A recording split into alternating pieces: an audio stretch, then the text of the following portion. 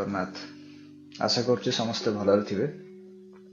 आज आम डिस्कस करवा इंडिया गवर्नमेंट तरफ आसथिबा गोटे नोटिस उपरे जो थिरे कि India to block top 9 exchanges URLs including Binance and KuCoin परिका गोटे आर्टिकल डिसेंबर 29 रे आसतला।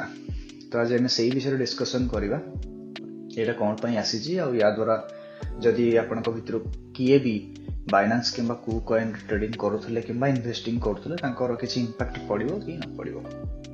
चलते स्टार्ट करवा जानिबा कौन है। तो यही जो नोटिस टा ना FIU करके गोटे ऑर्गेनाइजेशन अच्छी इंडिया रो तांको द्वारा ये जिनसटा आसला। FIU हूँ कौन ना फाइनेंशियल इंटेलिजेंस यूनिट। जदि आम से माने जाइए वेबसाइट को भी चेक करि परिबा। एटा हूँ वेबसाइट आप देखिपर Financial Intelligence Unit of India. आउ जदि आम चेक करवा यार काम कौन एमानकर बेसिकली काम या हूँ कि जितके सब फाइनेंशियल इंस्टीट्यूशंस अच्छा रेगुलेशंस लगेगा आउ कौन मनी लॉन्ड्रिंग होगला किंबा कौन चिट फंड होगला ब्लैक मनी होगला ताको ऊपर एमानकर नजर रहे। तो सेटा को मैनेज करती। जदि आम देखा FIU रे को माने डिपार्टमेंट सब अच्छी तो आम देखिपर CBDT CBIC RBI SEBI एमती बहुत बड़ बड़ ऑर्गेनाइजेशन होगला बड़ बड़ डिपार्टमेंट होगला समस्ते यार गोटे पार्ट कह बोले ठीक अच्छे। तेणु यांकर काम हूँ मनी लॉन्ड्रिंग होगला किंबा कौन टाइप रो इलीगल एक्टिविटी होगला ताकू से माने जांच करती। मनी लॉन्ड्रिंग माने कौन जदि कौन लोक किंबा कौन कंपनी टेररिस्ट ऑर्गेनाइजेशन होगला किंबा कौन इलीगल एक्टिविटी रे जदि से माने पैसा को नबा आनिया करते देन सेटा गोटे टाइप रो माने मनी लॉन्ड्रिंग टाइप रो जिनस हो। तो से तो FIU इंडिया ही ये जिनसटा को जारी करथिला। तो एमानकर से 9टा जो क्रिप्टो एक्सचेंज मानकर ना भी मु डिस्क्रिप्शन में दे देबी। तो से मानकर URL को ब्लॉक करने को आसला एक्चुअली। तो PMLA एक्ट गोटे अच्छी 2002 रे सेटा माने मार्केट को आसला। तो से लॉ बेसिस रे ही ये जिनसटा FIU जारी करिछि। तो जेकोसी भी क्रिप्टो एक्सचेंज हमर हो कि कौन भी फाइनेंशियल इंस्टीट्यूशंस हो जदि से माने इंडिया रे कौन सर्विस दौरान तो तांको PMLA को फॉलो करिया पड़िबो और FIU रे रजिस्टर करिया पड़िबो। PMLA होची एटा तार जो देखैले एटा भी लिंक दे दे म अपन जाके गो थ्रू करि परिबे।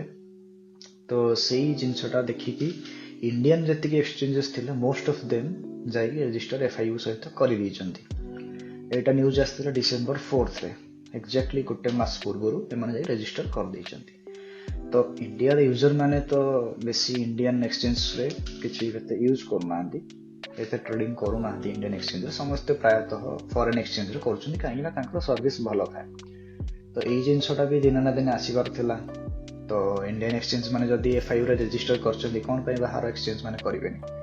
तो सेथि पय बाहर जो माने रजिस्टर कर नथिला तांको नारे शो कॉज नोटिस जारी हेछि। तो से माने बाइनेंस हेगला KuCoin हेगला हॉट UB ग्लोबल हेगला हॉटबिट बहुत सारा एक्सचेंज अछि से माने को ई नोटिस टा गला परे से माने किछिटा समय नेबे नै सरला परे से माने FIU सहित आसी रजिस्टर कर दले करि सरला परे कोन हो नॉर्मल जेमति सर्विस एबे दउछनी सेमति देबे। किंतु जदि से माने एई सब जहा भी लॉ एथरे लेखा हेछि सेटा को जदि न माने कि सर्विस देबा पय आसीबे देन तांको URL को ये ब्लॉक करिवे।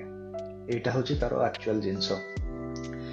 वर्तमान जदि मु कहिबी कि एथरे किछि भय करिवार अछि कि किछि नाही तो सेमति किछि भय करिवार नाही। एटा दिन ना दिन आसीबार थिला। हमर G20 जतिके भी नेशंस अछंती समस्तंकर निज निज कंट्री स्पेसिफिक PMLA रूल थाए किंबा रूल्स रेगुलेशंस थाए। कहिना क्रिप्टोटा ब्लॉकचेन टा होची गोटे टाइप रो डिसेंट्रलाइज जिंस बट ताको कोनोसी ना कोनोसी वेरे कंट्री मानन को टिके नजर रखिया को पड़िबो। एमती कुलम कुला तो से करिया को देबेनी। तो सेथि पय जे माने किए केते बाय सेल कला एटलीस्ट ताकू तो जानि परिबे ना। तो सेथि पय ए सब रूल्स रेगुलेशंस लागि जे तो दिन ना दिन इंडिया रे भी आसीबार थिला जोटा एबे आसी जाई छै आ विशेष किछि भय करिवार नाही। सेकंड कथा होला जतिक फंड्स अछि जति कहार तो से सब सेफ अछि कि नाही। जो सब कॉइन को ना थिला माने जे सब कॉइन माने क्रिप्टो एक्सचेंज माने को ना थिला तो सेमिति देखिया गले किछि भय करिवार नाही।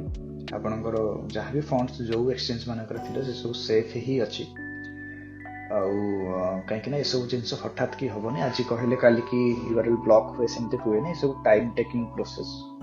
କରେନ୍ସି ମାନେ ଯେତେ ବି ଏକ୍ସଚେଞ୍ଜ ମାନଙ୍କ ପାଖରେ କିଛିଟା ସମୟ ଥିବ ସେମାନେ ସେଟାକୁ ଗୋ ଥ୍ରୁ କରିବେ, ଦେନ୍ ରିପ୍ଲାଏ କରିବେ। ରିପ୍ଲାଏ କରିସାରିଲା ପରେ ଯଦି ସବୁ ଜିନିଷ ମାନେ FIU କୁ ପସନ୍ଦ ଆସିଲା ଦେନ୍ ସେମାନେ ରାଜି ହେଲେ ତ ଏଭ୍ରିଥିଙ୍ଗ ଇଜ୍ ଫାଇନ୍। କିନ୍ତୁ ଯଦି କିଏ ୟାକୁ ଡିନାଇ କଲା ଦେନ୍ ଅବଭିୟସଲି ସେମାନେ ବ୍ଲକ୍ କରିବେ, ଆଉ ତାର ଉପାୟ ବି ଆମେ ଆଗକୁ ଡିସ୍କସ୍ କରିବା କେମିତି କ'ଣ ହେଇପାରିବ। ତ ସେତିକି, ଆଜି ଭିଡ଼ିଓରେ ଏତିକି ହିଁ ଅପଡେଟ୍ ଥିଲା। ଜୟ ଜଗନ୍ନାଥ।